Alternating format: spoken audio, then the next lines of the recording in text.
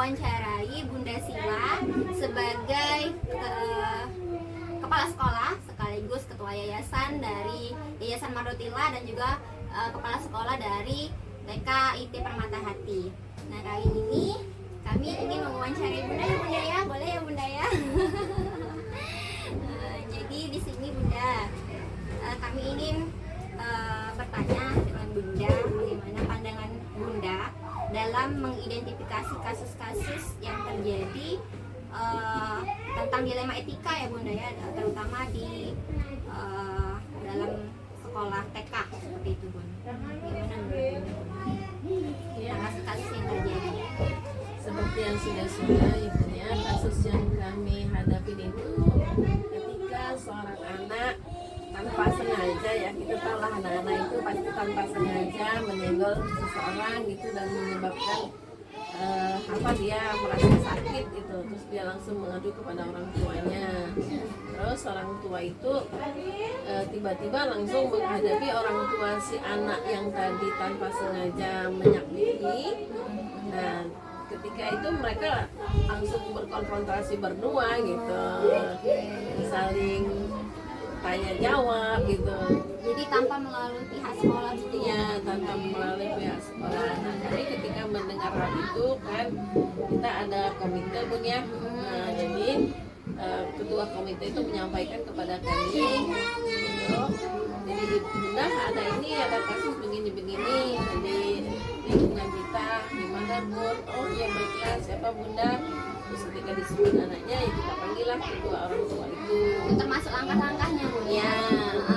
Terus setelah dipanggil seperti itu gimana selanjutnya Bun? Ya kita minta mereka untuk klarifikasi gimana kebenarannya gitu, dan kalaupun cuma sekadar tidak ada yang perlu diobatin atau tidak terlalu sekarang itu Gen Z ini Masya Allah ya Bunda ya, karena saya kalau sedikit saya anak saya dibully gitu, anak saya disakiti gitu, padahal sebenarnya tidak seperti itu, apalagi di lingkungan TK ini gimana ya mereka berlari energik gitu ya. Jadi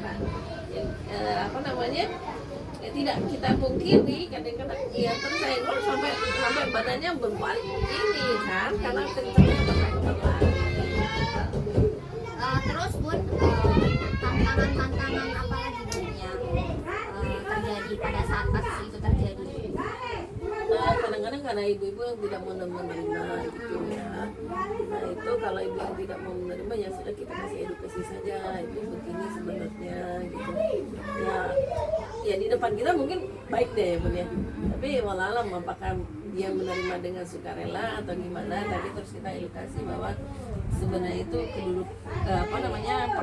duduk perkaranya itu seperti ini. Ada juga yang pernah waktu itu tanpa sengaja mereka berlari tabrakan sampai anaknya benjol gitu Bu. Dan kami langsung menghadapi orang tuanya. Ya, berhubung dia diantar oleh nenek, jadi kami langsung beritahu, Nek ini tadi benturan sama temennya. Oh ya nggak apa-apa Bunda. Sudah. Itu dari Bunda langsung dari sebagai kepala sekolah atau melalui gurunya terlebih dahulu? Kadang kami langsung Bunda. Langsung Bunda. Jadi bu gurunya ngomong sama kami, Bunda tadi ini tabrakan, oh ya sudah saya ya atasi. Kadang-kadang ya ibu-ibu kan ngeliat senioritas gitu Bun ya, muda-mudanya masih muda, dianggapnya seperti itu, jadi dianggapnya ya belum bisa untuk mengatasi hal-hal yang seperti itu. Tapi sepertinya Bun ya, dalam mengambil keputusan yang bertanggung jawab ini tentunya Bunda juga memerlukan adanya kolaborasi Bun ya dengan bunda-bunda yang mengajar secara langsung. Siapa Bun kira-kira yang bisa membantu membuat keputusan itu menjadi lebih gampang menurut Bunda? Kami diskusi sama-sama Bun. Sama-sama diskusinya. Mungkin mereka punya pengalaman sendiri di rumah atau cara mengatasi anaknya, jadi kita diskusikan dulu gimana cara mengatasi anak yang seperti ini gitu. Oh ya Bunda, ada yang dari sini begini, ada yang dari sini begini, kita tahu terus kita bagaimana kalau kita seperti ini pemecahan masalahnya. Jadi ya tidak tidak sepenuhnya dari kami gitu. Jadi semua guru kami tanyain gimana, terus akhirnya oh begini. Kadang-kadang kan ya seperti seorang apa ya namanya, seorang atlet gitu. Atlet tinju belum tentu pelatihnya itu bisa bertinju gitu, tapi dia harus ada pelatih. Kenapa? Karena ada satu sisi yang dia tidak bisa melihatnya gitu. Seperti pelari juga belum tentu pelatih larinya bisa Iya benar, coachnya berlari, bisa berlari lebih kencang dari dia gitu. Terus oh begini seharusnya, padahal ya itulah kita perlu yang dari yang lain gitu, masukan dari yang lain. Dari semua hal-hal yang sudah terjadi ini Bun ya, pembelajaran apa yang bisa Bunda petik atau Bunda ambil dari kasus-kasus yang sudah terjadi selama ini? Dari beberapa kasus itu punya yang paling penting itu adalah komunikasi.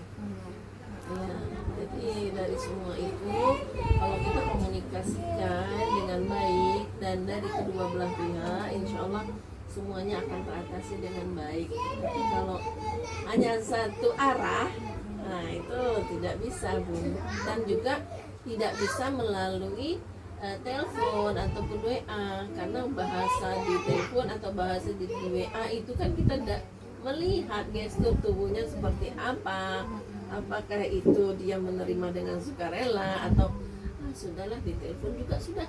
Kadang-kadang juga seperti itu, Bun ya. Nah, jadi Kadang ya salah komunikasi juga Bun ya kadang-kadang. ya, Kita ngirim stiker atau emoticon yang berbeda itu kan, yang memaknai itu kan juga berbeda. ya tergantung situasi hati. Udah ketika dia bahagia ya emot itu dia tanggapi dengan bahagia. Ketika dia tidak bahagia, ini apa ini maksudnya gitu. Jadi memang kami mengatasi semua itu dengan tatap muka langsung. Jadi dipertemukan dan tatap muka langsung, dan semuanya insya Allah clear. Terima kasih banyak Bunda, sangat luar biasa sekali hari ini pengalaman bagi saya juga Bunda ya. Semoga dari keputusan-keputusan yang sudah diambil itu kedepannya semakin bisa membuka cakrawala kami, terutama yang masih belum mumpuni untuk menjadi kepala sekolah, supaya bisa belajar lebih baik lagi Bunda. Terima kasih Bunda untuk waktunya hari ini, kesempatannya hari ini. Mengucapkan terima kasih ya Bunda ya sekali lagi. Sama-sama Bunda Leni. Assalamualaikum Bunda. Waalaikumsalam warahmatullahi wabarakatuh.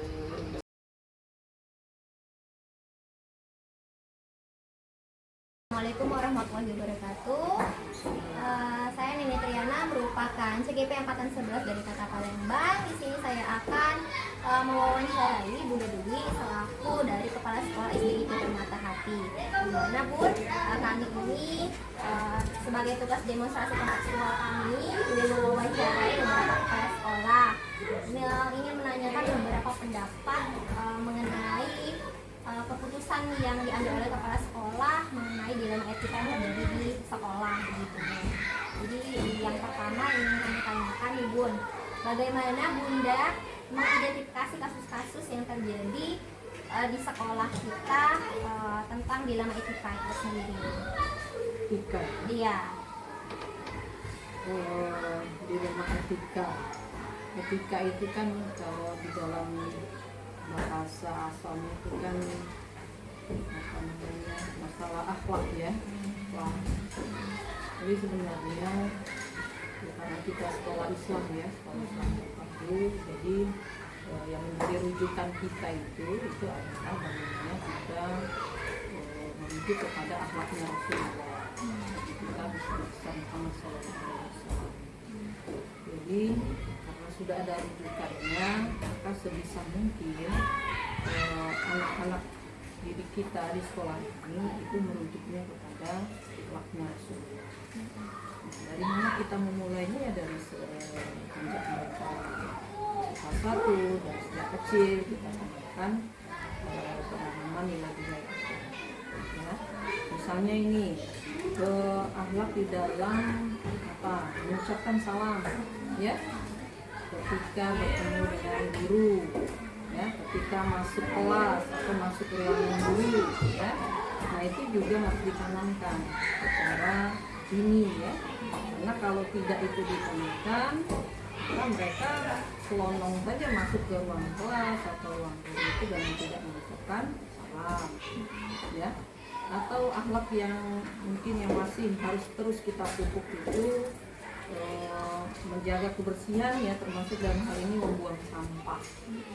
Nah, karena kemarin itu pada waktu kami lihat sendiri ya, itu saat masuk ke tol Indralaya itu ternyata ada jalan tol di atas itu ya, itu sudah banyak penjual-penjual makanan yang berjualan di pinggir-pinggir jalan. Lalu pas kita lihat noleh itu banyak sampah yang buang sembarangan ya. Nah, kenapa itu sering terjadi di negeri kita ya? Karena itu tidak dibiasakan dari sejak dini. Nah, penanaman untuk membuang sampah pada tempatnya itu ya memang dimulai dari rumah. Ketika dia di sekolah seperti itu juga harus ditanamkan ya. Kalau mereka sudah merasa bahwa sampah ini harus ya, ketika misalnya dia tidak melihat kotak sampah di situ, harus disimpan dulu atau di kantongnya atau di genggamnya dulu. Ketika melihat kotak sampah langsung dibuang. Jadi penanaman kesadaran ya, kesadaran membuang sampah itu harus ditanamkan dari sejak mereka kecil ya, termasuk ketika kita sebagai guru di sekolah terus kita ingatkan terus ya, ingatkan terus ada sampah seperti itu ya. Jadi bagaimana kalau dilema ya, sebenarnya kalau menurut saya itu bukanlah sebuah dilema ya, karena kita ini guru ini harus terus menerus memberikan nasihat gitu ya. Mau dibilangin misalnya guru itu cerewet, sebenarnya nggak cerewet gitu, seperti itulah fungsi guru itu, mengingatkan terus, mengingatkan sampai akhirnya timbul kesadaran bagi dia untuk bisa membuang sampah itu dengan kesadarannya ya, pada tempatnya, tidak sembarangan. Dalam kasus lain itu pun ada Bun yang lebih menjurus ke dilema nih, kasus yang menurut kita benar tetapi menurut orang juga benar seperti itu, tapi ada yang mengganjal di dalam hati kita seperti itu Bun. Misalnya gini, pada waktu masalah kantin ya, kantin sekolah itu kan sempat zaman COVID itu kan kita tutup kantin, kemudian kan kita buka kembali. Nah, dulu pada waktu mau kita buka kembali itu kan awalnya itu anak-anak itu kan mulai lupa lagi itu aturan ya, karena mungkin kantin juga belum kita sempat buka, dia jajan di warung-warung di luar sekolah gitu ya, termasuk juga ada yang jualan makanan itu mampir di depan sekolah kayak gitu kan.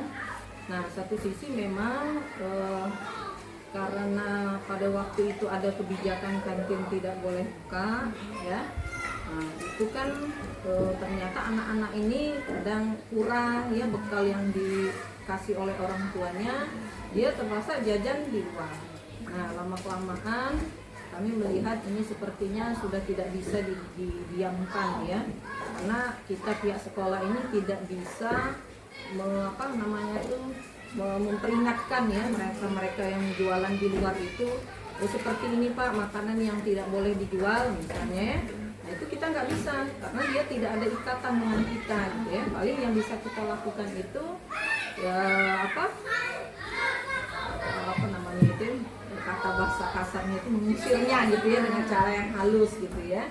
Nah, akhirnya kita buka kembali tuh kantin itu ya, dengan harapan anak-anak bisa jajan kembali, tetapi kita buat aturan kepada ibu kantin agar bisa makanan apa saja, minuman apa yang bisa dijual ya, kepada anak-anak itu yang menurut standar kesehatan ya, tidak ada pewarna, tidak ada pemanis dan seterusnya. Nah, kadang-kala kan dilema juga ya untuk penjual makanan di sekitar sekolah itu kan, satu sisi dia ingin berjualan kan kayak itu kan.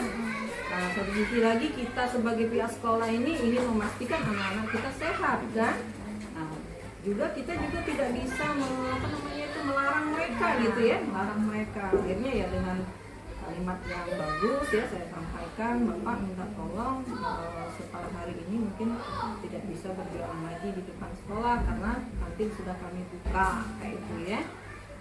Ini juga tidak bisa hanya memandang apa jualan Bapak itu tidak gitu ya, tapi memang aturan di sekolah seperti itu ya, gitu ya. Akhirnya memahami ya. Tantangannya apa Bun? Di dalam mengambil keputusan tersebut? Iya, tantangannya itu kadang ya mereka kadang setelah diomongin hari ini besok udah terus 2 hari lagi datang lagi kayak gitu kan, datang lagi gitu ya. Nah akhirnya ya kita minta tolong dibilangin ke Pak Satpam jaga sekolah dia tidak bisa berjualan lagi gitu ya. Dan juga anak-anak ini juga kadang pas jam sekolah pagarnya memang harus ditutup ya, tidak sembarangan keluar ya. Jadi ada kolaborasi Bun ya dengan pihak-pihak sekolah juga ya Iya. implementasi hal tersebut ya. Dengan siapa saja Bun itu Bun biasanya terjadi kolaborasi itu? Selain kalau Pak Satpam kan dia ini ya pengawasan di luar ya, di luar. Nah, kalau di dalam kelas mungkin ya guru-guru bisa mengingatkan ya anak-anak bagaimana jajan yang bagus itu yang bahan makanan yang berasal dari apa gitu kan. Terus juga sekolah kan sudah harus memastikan dengan pihak kantin ya, kayak gitu ya, untuk menjual makanan yang sehat seperti itu ya. Guru juga di kelas seperti itu. Jadi terjadinya kerjasama ya dengan semua warga sekolah sehingga ini menjadi sebuah kebijakan bersama. Terima kasih luar biasa sekali Bunda, terima kasih atas waktunya. Semoga ini juga menjadi pembelajaran juga bagi kami sebagai guru, mencontoh hal-hal baik, keputusan-keputusan yang baik yang Bunda ambil sebagai kepala sekolah. Terima kasih Bunda.